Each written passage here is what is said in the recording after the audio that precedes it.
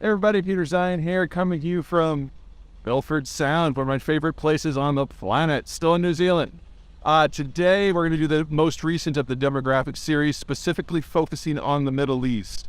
Now, the key thing to remember about the entire swath of territory between roughly Kuwait and Algeria, so that whole stretch, Northeast Africa, all the way into the Persian Gulf region, is that there's not a lot going on from a moisture point of view.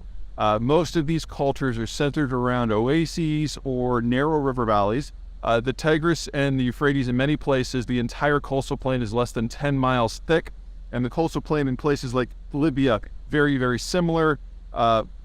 Egypt doesn't even have water on its coastal plain, it's just the Nile. So you get these very, very dense population patterns on a very, very concentrated footprint, and the carrying capacity of the land is very, very low.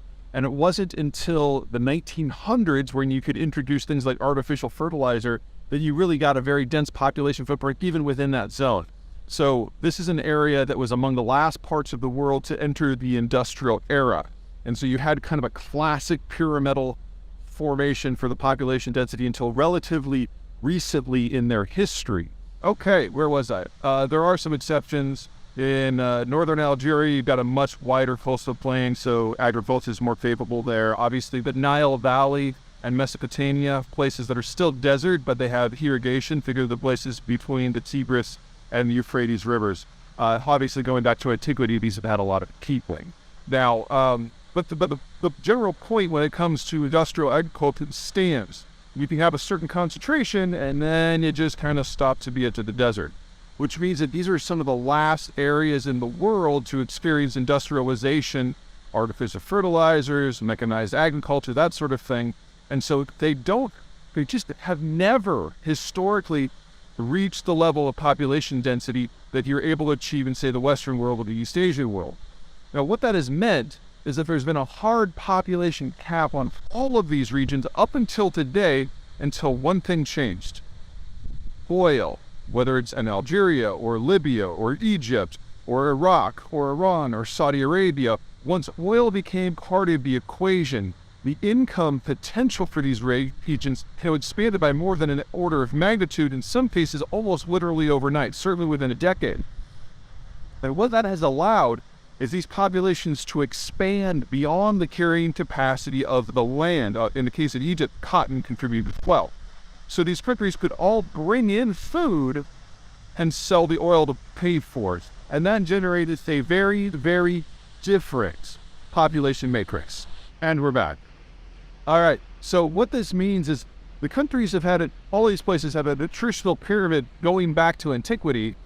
And then as we hit industrialization, because of oil and the food just kept coming, they were able to maintain very high birth rates. They were no longer doing this with domestic food production, but instead with imported food.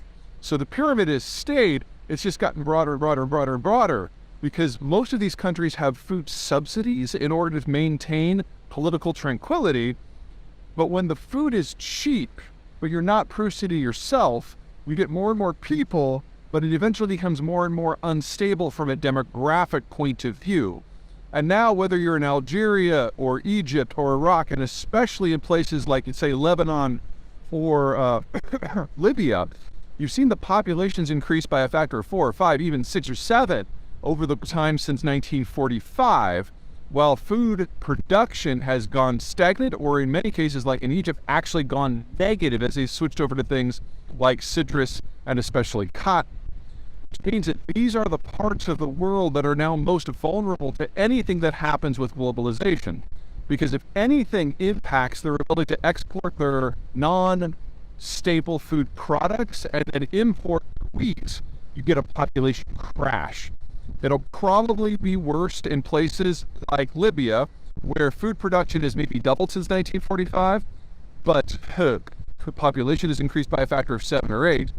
And in Egypt, where a lot of the wheat has gone away and it's been replaced with cotton and citrus, and so the population has boomed. And now, even if they switched all the food production back to wheat, you still would have about a 50% shortage in the ability of local food production in order to support the local population. So these places have seen some of the greatest expansions in population effort in human history, and we're not too far away from them experiencing some greatest crashes in population in human history. What we're about to see as deglobalization sinks in is a degree of famine that is absolutely unprecedented and is likely to be even far more extreme than what we're about to see people from China. So remember, when you've got a pure pyramidal population structure with lots of people under age 40, in that sort of situation, you're going to have high growth because of the consumption, high inflation because of the consumption, and not a lot of productive capacity because you don't have a lot of skilled workers that are age 40 to 65. You also don't have a lot of capital. And so these societies have had a hard time lifting themselves out of poverty, except when it comes to things like oil sales, which is then usually the province of the state. And it doesn't generate the sort of velocity of capital that is necessary for good infrastructure, for good education, and for all the other things that we kind of, celebrate as the norm in the first world. It also means that you have a lot of young people who don't really have a stake in the system because they don't control the wealth. That's controlled by the sheiks and the princes at the top. So you tend to get very politically unstable systems. And if you add in the coming food crisis, the degree of civil breakdown that is possible in these areas are huge.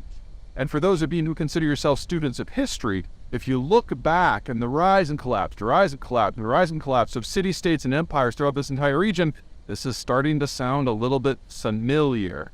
This may be where humanity got its start, but it's also capable of some of the most catastrophic civilizational collapses, and we're going to see that next decade or two.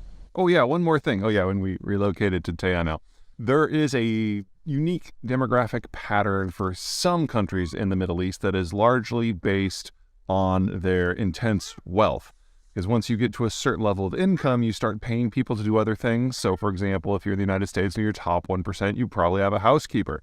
Well, you carry that into the Middle East where you've got this oil and natural gas income, and you're surrounded by places with a pyramidal demographic structure, and you start hiring people to do everything. So it's not just menial chores or raising the kids, it's building roads, it's building bridges, it's doing your oil infrastructure. You bring in labor for absolutely everything. And so if you look at countries such as Saudi Arabia, Qatar, or especially the United Arab Emirates, you will notice that they have a pyramidal demographic structure, but on the men's side, between roughly age 15 and 40, there's a huge bulge that goes out, which is in essence foreign guest workers who, for the most part, unless you're on that top end that's like doing the air traffic control and stuff, basically slave labor. And in some cases, that is not just a significant percentage of the population. In the case of Qatar, that is like half the population. For the UAE, almost 3/4. So when you're looking at the geopolitics of the region, you're like, oh, well, you don't like the Iranians, or oh, we don't like the Iraqis. Just keep in mind that the countries that the Israelis and the Americans to a certain degree have identified as potential allies of the future, Saudi Arabia, Qatar, UAE, you are dealing with slaveocracies. So have fun with that.